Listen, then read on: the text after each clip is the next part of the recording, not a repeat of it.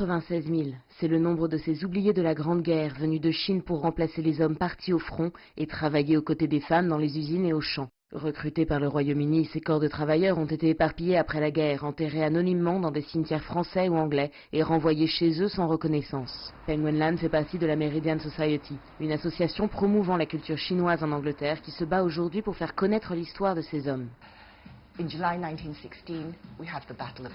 En juillet 1916, il y a eu la bataille de la Somme et personne ne pouvait imaginer à quel point elle serait terrible. Le premier jour, la Grande-Bretagne a perdu 20 000 combattants et elle ne pouvait pas supporter cette perte. Ils ont décidé que le seul moyen de résister à l'ennemi était de ramener tout homme capable sur les fronts, depuis les docks et les usines.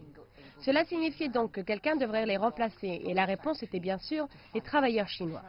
Leurs tâches relevaient du travail manuel, éprouvant, tel que charger et décharger les cargos d'armes et d'obus au dock, construire les routes. Les travailleurs qualifiés pouvaient travailler dans les fabriques d'armement ou réparer les tanks. Les tâches étaient donc très variées et ils ont fait cela jusqu'à la fin de la guerre. Afin de faciliter le contact avec les travailleurs chinois, le Royaume-Uni recrutait des citoyens britanniques installés en Chine et parlant couramment le mandarin. La famille de John était implantée depuis plus de 30 ans en Chine lorsque son grand-père et son oncle ont été recrutés. In 1917, in March, Grandpa came over with the first boat. En mars 1917, mon grand-père est arrivé avec le premier bateau et est resté en France jusqu'à janvier 1918 où il a été renvoyé en Chine pour amener un autre bateau de travailleurs chinois en juin 1918. Il a pu photographier les activités quotidiennes des travailleurs chinois en France. Ces précieuses archives ont été redécouvertes par John presque par hasard après avoir vu un documentaire de la BBC sur le sujet. L'authenticité de ces photos, qui n'étaient pas contrôlées par l'armée grâce au statut à part des accompagnants des corps de travailleurs, regorge d'informations sur la vie en temps de guerre. This was a German shell store.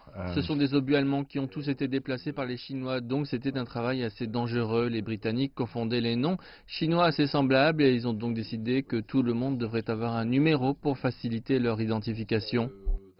John collabore avec la campagne Ensuring We Remember, qui veut faire ériger un monument fabriqué en Chine en l'honneur de ce corps de travailleurs. Une date provisoire est fixée au 4 mai, mais le lieu reste encore à déterminer dans Londres. 100 ans après la fin de la Grande Guerre, les corps de travailleurs chinois obtiennent enfin un peu de reconnaissance en France, puis au Royaume-Uni. Les hommages et mémoriaux, matériels ou virtuels, se multiplient grâce aux initiatives de leurs descendants et des communautés chinoises en Europe. Theresa May a même récemment apporté son soutien à un projet de monument en hommage à ces 96 000 travailleurs chinois qui doit être érigé prochainement au cœur des docks londoniens. Floriane Virgile, Londres, CGTN.